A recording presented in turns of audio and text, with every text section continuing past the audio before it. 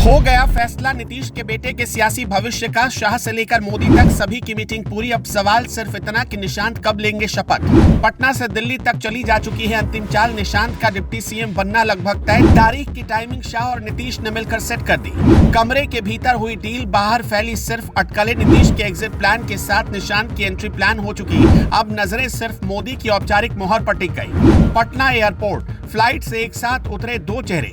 एक थे जेडीयू के कार्यकारी अध्यक्ष संजय झा और दूसरे नीतीश कुमार के बेटे निशांत कुमार।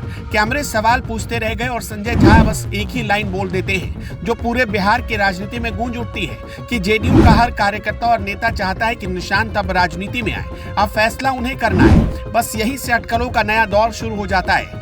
असल में निशांत के राजनीति में आने की चर्चा कोई एक दिन की कहानी नहीं है। इसी साल के जनवरी में पहली बार उन्होंने अपने गांव कल्याण बिघा के एक पारिवारिक कार्यक्रम में खुले मंच से राजनीतिक बातें की थी। उन्होंने तब कहा था कि उनके पिता ने मुख्यमंत्री के रूप में बिहार के लिए काफी काम किया और आगे भी बिहार के विकास के लिए उन्हें मुख्यमंत्री बनाया जाना जरूरी है।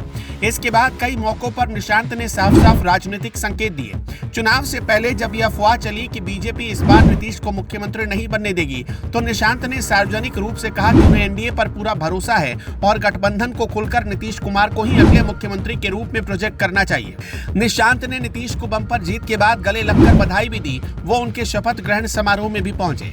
याद है ना, जब पूरा मीडिया दिल्ली से पटना तक इस नैरेटिव को चलाने में बिजी था कि नीतीश कुमार की सेहत ठीक नहीं है, उस वक्त भी निशांत अपने पिता का बचाव कर रहे थे। दिल्ली से पटना लौटते वक्त जब निशांत और संजय झा के साथ एयरपोर्ट पर दिखे तो मीडिया के सामने उन्होंने फिर अपने पिता के काम का बचाव किया था। निशांत ने कहा था कि लोगों ने नीतीश कुमार को उनके काम का इनाम दिया, अब वो रोजगार पर ध्यान दे रहे हैं। 1 करोड़ नौकरी रोजगार का वादा किया गया है और इसे पूरा करके दिखाया जाएगा। इन बयानों के बाद जेडीयू खेमे में ये धारणा और मजबूत हो गई कि निशांत अब बैक स्टेज नहीं, औपचारिक पॉलिटिकल प्लेयर के रूप में सामने आने वाले हैं। संजय झा ने कई बार कहा कि पार्टी चाहती है कि निशांत राजनीति में आए, जिससे ये तय माना जा रहा है कि निशांत आज नहीं तो कल राजनीति में जरूर आएंगे।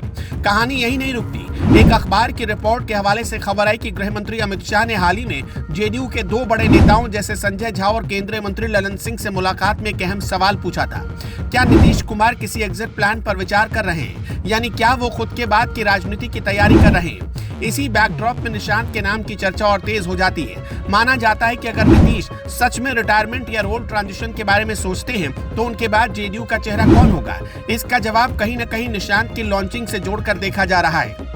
सबसे बड़ा सवाल यही है कि अगर निशांत राजनीति में आते हैं तो रोल क्या होगा?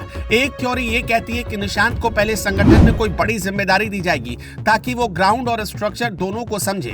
दूसरी सबसे ज्यादा चर्चित थ्योरी ये है कि उनका सीधा एंट्री पॉइंट सरकार होगी, यानी मंत्री या फिर सीधे डिप्टी सीएम के रूप में। लेकिन यहाँ अड़चन भी है। खुद नीतीश कुमार परिवारवाद के खिलाफ बोलते रहे हैं। लालू प्रसाद यादव पर परिवारवादी राजनीति का आरोप लगाकर उन्होंने हमेशा खुद को अलग दिखाया। ऐसे में सवाल उठता है कि क्या नीतीश वही रास्ता अपनाएंगे जिसका वो विरोध करते रहे, या फिर अपनी रिटायरमेंट या ट्रांजिशन के साथ कोई अपवाद बनाएंगे? यहीं पर तुलना आती है लालू प्रसाद यादव से। जब चारा घोटाले में सजायाफ्ता होने के बाद लालू की सक्रिय राजनीति सीमित हो गई तो उन्होंने नीतीश कुमार के साथ गठबंधन कर 2015 में अपने दोनों बेटों की ग्रैंड लॉन्चिंग कराई, तेजस्वी यादव को डिप्टी सीएम और तेज प्रताप को मंत्री बनवाकर।